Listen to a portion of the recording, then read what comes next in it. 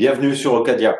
Bienvenue sur Ocadia et bienvenue dans cette vidéo des essentiels risk management, la vidéo numéro 1, sur une série de 3. Dans celle-ci, dans cette vidéo, nous allons voir de quoi est-ce qu'on parle quand on parle de risk management et également de quoi est-ce qu'on parle quand on est project manager pendant que l'on pratique le risk management avec une équipe projet, avec les stakeholders d'un projet, les contributeurs. Donc, je vous invite à aborder ce premier pas dans cette vidéo numéro 1. On commence tout simplement par de la définition. Donc, c'est important de savoir comment est-ce qu'on définit du risk management, non seulement pour vous, pour votre apprentissage, mais également pour intégrer les messages et mieux les passer aux équipes et aux gens que vous devrez persuader de venir contribuer à vos réflexions sur le projet ou à la progression de votre projet tout simplement. On regarde ici juste l'ISO, ce standard-là, 73-2009, vocabulaire sur la gestion des risques. Bon, on peut pas faire plus approprié pour cette vidéo. Et on voit cette définition des risques qui est un effet d'une incertitude sur les objectifs. On a pris la version anglaise ici, Effect of Uncertainty on Objectives. Donc, il s'agit de regarder toutes les incertitudes qui peuvent arriver et voir l'effet qu'elles auront sur les objectifs. On voit déjà là un petit peu de vocabulaire arriver et on va regarder ensemble un peu plus après ce slide ce que ça peut vouloir dire et comment ça se manipule. Ça va déjà induire de la manipulation de vocabulaire. Et donc la gestion des risques, qu'est-ce que c'est? On voit cette définition.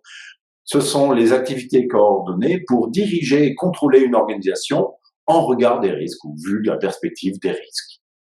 Donc des activités coordonnées, c'est au pluriel, comme on le constate, ça on le verra dans une vidéo un petit peu après. Donc c'est un ensemble d'activités et qui ne se font pas de façon détachée et chaotique, non, c'est coordonné, voire séquencé. D'autres définitions que l'on peut trouver.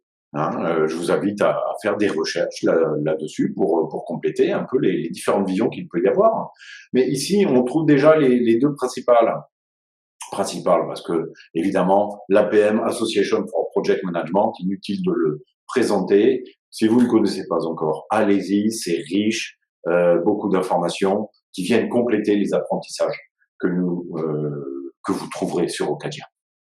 Donc, le risk management, je le lis en anglais, on va pas faire de la traduction en français, tout ça va être approximatif. The process whereby project risks is understood and responses to the risk events are formulated, justified, planned, initiated, progressed, monitored, measured for success, reviewed, adjusted, and closed. Je le refais en français vite fait, mais on voit déjà là, il y a 10 activités de mentionner. Donc l'ISO, ils se sont pas trompés, ce sont des activités coordonnées.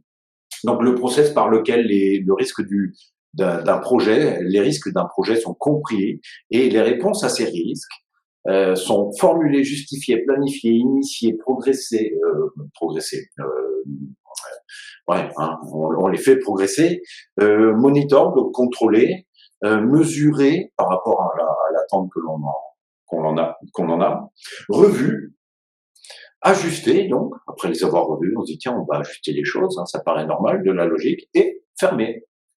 Voilà. Le PMBOK, Project Management Book, Book of Knowledge, de l'Association for Project Management.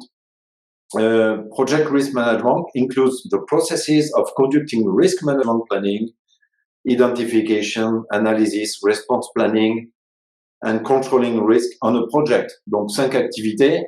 On voit qu'elles sont toujours, c'est plus d'une activité. Le risk management induit plusieurs activités qui doivent être coordonnées.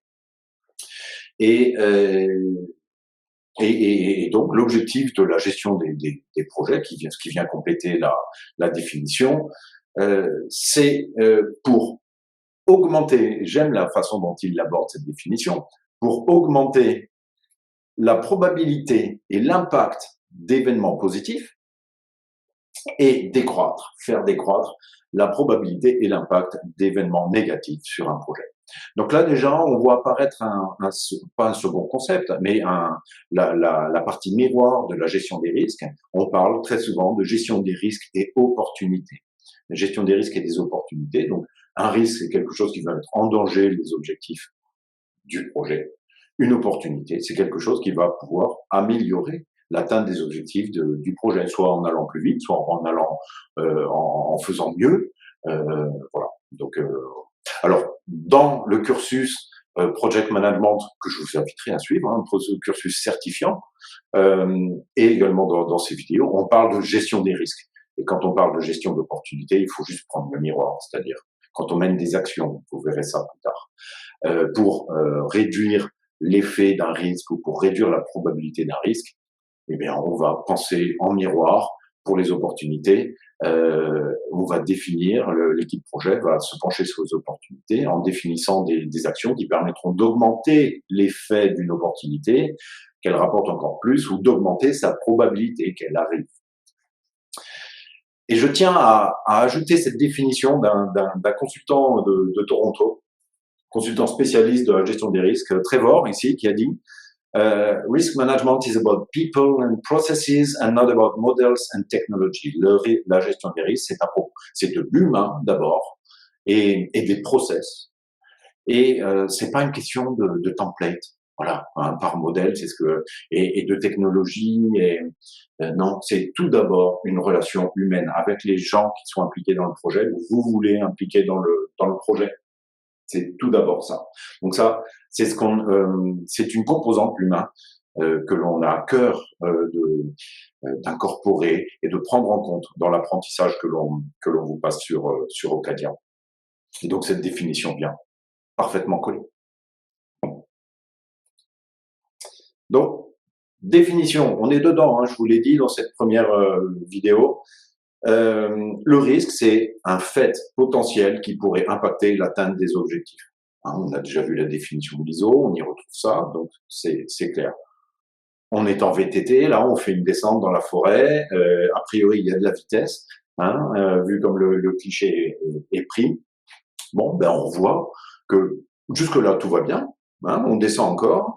Mais potentiellement, il peut se passer des choses. Il peut y avoir une racine au milieu du chemin sur laquelle on bute, ou alors sur laquelle une pierre sur laquelle la roue avant va glisser. Il peut y avoir un problème technique, un frein qui se bloque. Voilà. Donc, vous pouvez imaginer plein de choses. Et pour ceux qui pratiquent, peut-être que vous faites plus qu'imaginer, peut-être que ça vous est arrivé. J'espère pas. Donc, le risque, fait potentiel qui pourrait impacter l'atteinte des objectifs. Du coup, un problème, qu'est-ce que c'est? Ben, c'est un problème, c'est pas un risque. Alors, des lapalissades comme ça, je peux en avoir beaucoup, hein, mais la différence, c'est le problème, c'est un fait. C'est une condition qui est arrivée, c'est quelque chose qui est arrivé et a déjà eu un impact sur l'objectif du projet. Donc, si on continue notre histoire de descente en VTT, ben voilà, le risque, il était là, ça devient un problème. L'atteinte de l'objectif qui était d'avoir du fun sur mon vélo et de descendre tranquille, là, disons, ça a été un petit peu interrompu et compromis. Parce que je n'ai pas su le gérer par la gestion des risques, tout simplement. Donc là, je commence à insister sur un point précis, risque, problème. C'est de l'évidence que je vous dis. Vous vous dites, bah oui, évidemment, hein, je comprends, ça se comprend tout de suite. Mais vous allez voir que quand on mène un projet, on est un groupe de gens et un concept aussi simple peut devenir compliqué dans le cadre de discussions où il y a de la tension, parce qu'il y a des enjeux, parce que les gens n'ont pas forcément le temps, etc. Et des gens qui vont penser par les risques vont en fait parler de problèmes, ou l'inverse, des gens pensant parler problèmes vont en fait évoquer des risques. Et c'est important d'avoir les idées claires pour pouvoir faire le tri, parce qu'on n'adresse pas les problèmes de la même façon qu'on adresse les risques, et voilà, l'un et l'autre, en fait.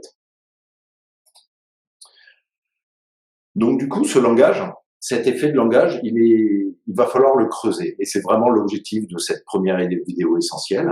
Il va falloir le creuser parce qu'il faut vous y préparer quand vous en discuterez avec les parties prenantes de chaque projet. Donc c'est pourquoi j'insiste sur le fait qu'une bonne description, une excellente même description qualitative, c'est essentiel Pourquoi? Parce que ça va influer sur la réponse que vous apporterez au risque. Qu'est-ce que c'est qu'une réponse à un risque? Vous le verrez dans les vidéos essentielles suivantes. Donc, de quoi nous parlons? Il y a 3 éléments. On a les risques au milieu. Donc, quand on parle de risque, un risque, c'est quelque chose qui pourrait arriver. Donc, c'est quelque chose qu'on va formuler avec, on va souvent le trouver formulé avec ces formes grammaticales de verbes, hein, pourrait, possiblement, peut. Mais ils arrivent parce qu'il y a quelque chose qui les déclenche. Donc, il y a une cause. Les causes, c'est un fait qui est. Voilà. Qui est ou il va nous arriver un jour ou l'autre, qui sera, mais on n'aura pas d'influence là-dessus. Donc c'est une cause qui arrivera et qui viendra rencontrer le risque qui existe pour le projet, et le tout ensemble, ça se combinera et puis ça mènera à un effet sur l'atteinte des objectifs, des éventualités, et donc c'est pareil, on y retrouve une formulation plus souvent en mode futur. Donc mode futur est conditionnel pour les risques et les effets, et présent le plus souvent, hein, pour les causes. Une bonne façon de tester si quelque chose qui vous vient à l'esprit ou qui vous est amené par un membre d'une équipe projet, de votre projet, pour aider à identifier si c'est un risque ou un effet ou une cause, c'est d'utiliser la phrase suivante. La phrase, le métalangage risk management, le métalangage gestion des risques. En résultat d'une cause, risque pourrait arriver, ce qui mènerait à effet sur objectif. Voilà. En résultat d'une cause, ce risque pourrait arriver, ce qui mènerait à cet effet sur nos objectifs. Vous voyez l'esprit? Et on va regarder d'un peu plus près l'utilisation de ça. Ici, j'ai mis un ensemble de phrases, de formulations qu'on peut entendre, qu'on peut prononcer nous-mêmes dans le cadre d'activités ou autres, et je me suis amusé à déterminer si c'est un risque, une cause ou un effet.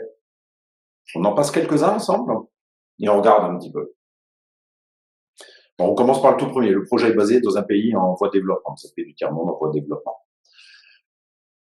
Bon, je vous propose de le positionner comme une cause. C'est un fait, hein, c'est posé là, c'est le projet, et en partie mené dans un pays en voie de développement. Bon, cause. Hein, c'est assez facile celui-ci. Les taux d'intérêt pourraient augmenter. Alors, je l'ai positionné en risque. Prenez quelques secondes, réfléchissez-y et posez-vous la question. Un risque qui pourrait amener à un effet. Bon, en tout cas, j'ai du mal à le poser en tant qu'effet. Hein, parce que quand on mène des actions dans un projet, si votre projet a comme effet lié à des événements le fait que des taux d'intérêt montent, bon, ça veut dire que vous êtes sur un projet qui est dans le milieu de la finance, qui est sur une certaine partie de la finance en plus, hein, peut-être macroéconomie ou autre. Donc c'est assez rare. Donc je l'ai pas positionné en effet. Mais vous voyez déjà dans ce que je dis, là, la façon dont je le formule, vous avez senti du doute en moi. Ça veut dire il peut y avoir il peut y avoir différentes perspectives en fait. Donc je me dis bon, dans la plupart des projets, ce sera un risque ou alors même une cause.